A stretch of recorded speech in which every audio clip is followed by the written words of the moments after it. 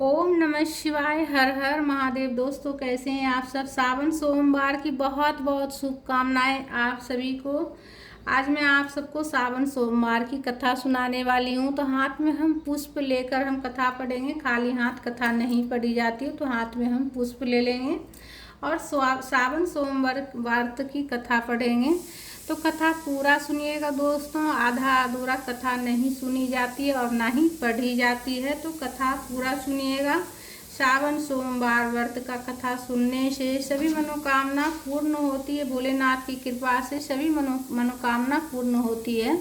तो कथा इस प्रकार से है। एक बहुत धनवान साहूकार था। उसके घर में धन आदि किसी प्रकार की कोई कमी नहीं थी। उसको एक ही दुख था कि उसके कोई पुत्र नहीं था। वह इसी चिंता में रात दिन दुखी रहता था।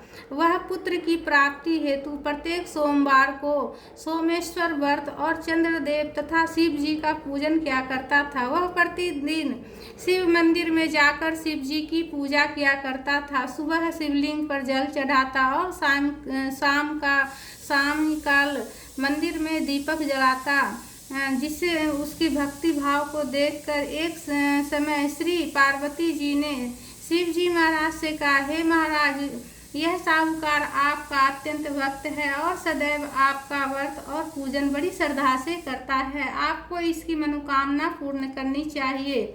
शिव जी ने कहा, हे पार्वती, यह संसार कर्म क्षेत्र है। जैसे किसान खेत में जैसा बीज बोता है वैसे ही फल काटता है, उसी तरह इस संसार में जो जैसा करता है वैसा ही फल भोगता है। पार्वती जी के अत्यंत आग्रह से कहा, महाराज, यह जब वह आपका ऐसा भक्त है और यदि इसको किसी प्रकार का कोई दुख है तो उसको अवश्य दूर करना चाहिए, क्योंकि आप सदैव अपने भक्तों पर दयालु हैं, उनके दुखों को दूर करते हैं। यदि आप ऐसा ना करेंगे तो मनुष्य क्यों आपकी सेवा पूजा करेंगे। पार्वती जी का ऐसा आग्रह देख शिव जी महाराज कहने लगे, हे पार्वती, इसके कोई पुत्र नहीं है, इसी चिंता से यह अति दुखी रहता है। इसके भाग्य में पुत्र न होने पर भी मैं इसको पुत्र नहीं होने पर भी इसको पुत्र प्राप्ति का वरदान देता हूँ, परंतु वह पुत्र केवल 12 वर्ष तक जीवित रहेगा। इसके पश्चात वह मृत्यु को प्राप्त हो जाएगा। इससे अधिक मैं और कुछ इसके लिए नहीं कर सकता। यह सब बातें वह साहूकार सुन रहा था। इससे उसको ना कुछ प्रसन्नता हुई और ना ही कुछ कष्ट हुआ। वह पहले जैसा ही शिव जी महाराज का व्रत और पूजन करता रहा। कुछ समय व्यतीत हो जाने पर साहूकार की पत्नी गर्भवती हुई और 10वें महीने में उसके गर्भ से अति सुंदर पुत्र की प्राप्ति हुई। साहूकार के घर में बहुत खुशी मनाई गई, परंतु साहूकार ने उसकी केवल 12 वर्ष की आयु जान कोई अधिक प्रसन्नता प्रकट नहीं की और ना ही किसी को भेद बतलाया। जब वह 11 वर्ष का हो गया तो उसने बालक की माता ने उसके पिता से विवाह आदि के लिए कहा, परंतु साहूकार कहने लगा, मैं अभी इसका विवाह नहीं करूंगा और काशी जी पढ़ने के लिए भेजूंगा। फिर साहूकार ने अपने साले अर्थात उस बालक के मामा को बुलाया, उसको बहुत सा धन देकर कहा, तुम इस बालक को काशी जी पढ़ने के लिए ले जाओ। रास्ते में जिस स्थान पर भी जाना यज्ञ करते और ब्राह्मण को भोजन कराते जाना। वह दोनों मामा भांजे सब जगह सब प्रकार यज्ञ करते और ब्राह्मणों को भोजन कराते जा रहे थे। रास्ते में उनको एक शहर पड़ा। उस शहर के राजा की कन्या का विवाह था और दूसरे राजा का लड़का जो विवाह करने के लिए बारात लेकर आया वह एक आंख का काना था। उसके पिता को इस बात की बड़ी चिंता थी कि कहीं वर को देखकर कन्या के माता पिता विवाह में कोई किसी प्रकार की अड़चन पैदा ना करे। इस कारण जब उसने अति सुंदर सेठ के लड़के को देखा तो मन में विचार किया कि क्यों न इस लड़के को वर के कपड़े पहना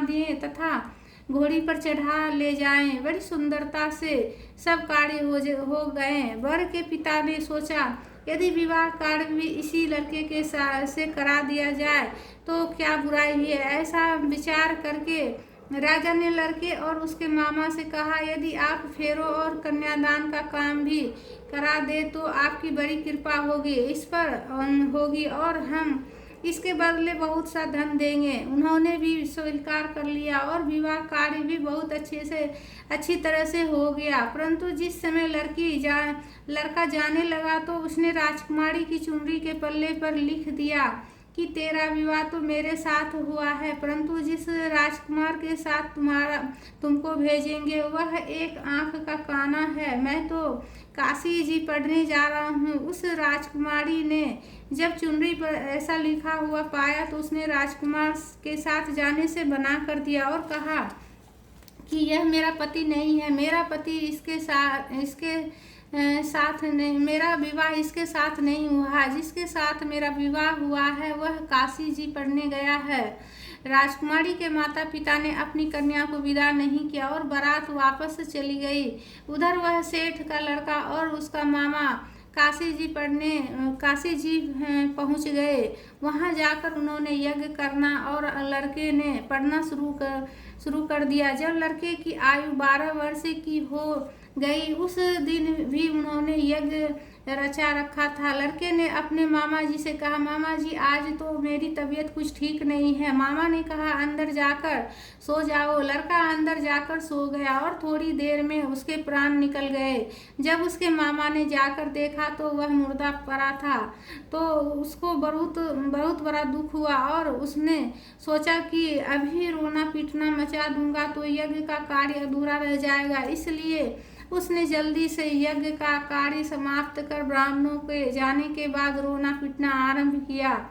संयोगवश उसी समय शिव पार्वती जी उधर से जा रहे थे। जब उन्होंने जोर जोर से रोने पीटने की आवाज़ सुनी तो पार्वती जी ने कहा, महाराज कोई दुखिया रो रहा है, इसके कष्ट दूर करो। तब शिव जी बोले, इसकी आयु इतनी ही थी, सो भोग चुका है। पार्वती जी ने कहा, महाराज कृपा करके इस बालक की और आयु दो, नहीं तो इसके माता पिता तरफ तरफ कर मर जाएंगे। पार्वती जी के इस प्रकार बार बार आग्रह करने पर शिव जी ने उसको वरदान दिया और शिव जी महाराज की कृपा से लड़का जीवित हो गया। शिव पार्वती जी कैलाश चले गए। कुछ दिन बाद लड़का और मामा उसी प्रकार यज्ञ करते हुए अपने घर की ओर चल पड़ा।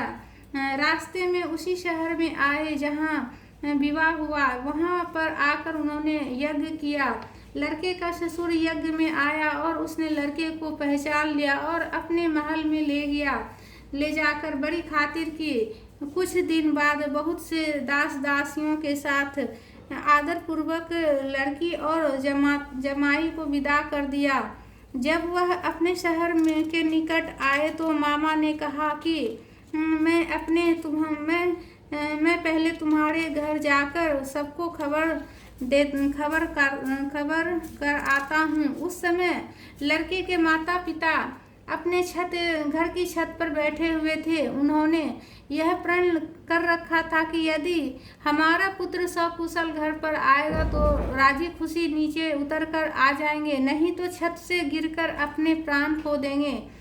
इतने में उस लड़के के मामा ने आकर यह समाचार दिया कि आपका पुत्र आ गया, परंतु उनको विश्वास नहीं आया। तब उसके मामा ने शपथ पूर्वक कहा कि आपका पुत्र अपनी पत्नी अपनी स्त्री को साथ बहुत सारा धन साथ में लेकर आया है। तो सेठ ने आनंद के साथ उसका स्वागत किया और बड़ी प्रसन्नता के साथ रहने लगे। इसी प्रकार से जो कोई भी सोमवार के व्रत को धारण करता है अथवा इस कथा को पढ़ता है या सुनता है, उसके सब दुख दूर होकर उसकी समस्त मनोकामना पूर्ण होती है।